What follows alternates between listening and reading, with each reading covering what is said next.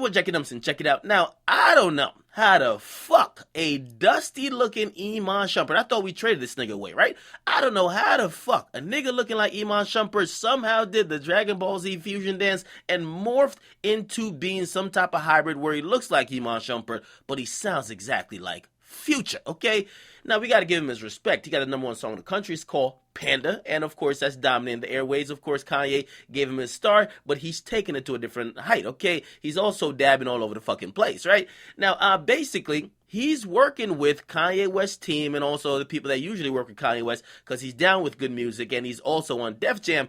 He's working with them to create his debut album, okay? Now, Mike Dean, if you don't know who that is, that's a person who has been working with Kanye and crew for a long time, and to be honest, he is now executively producing Designer's first album. Okay, he did an interview with Billboard, and pretty much, I ain't gonna lie, he was talking Designer up. He said, listen, man, and this is what I don't like. I'm not gonna lie. This is what I don't fucking like, right? I think Billboard kind of asked him, like, yo, like, where did he get his musical experience? Because, you know what, man, listen, bro, you sound exactly like Future, and it's not just your voice. My nigga, you're telling me you just randomly, even though your voice sounds like that, you're not rapping like people from your region would, you're rapping like Future. I don't care about the voice. Fine. God gave you the same voice as Future, but you know your style, the ad-libs you're dropping in, you're kind of imitating Future. You could at least admit that. Give it up to the man, right?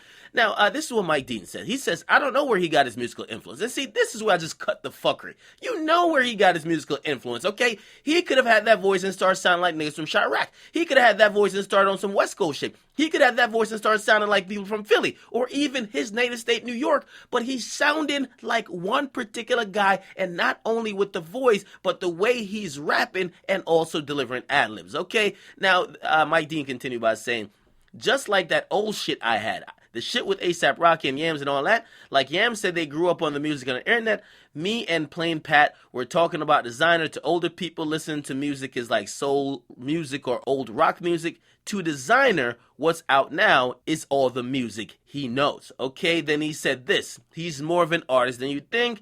He's not some Future knockoff. He talks like that. He sounds like he got autotune on his voice in real life.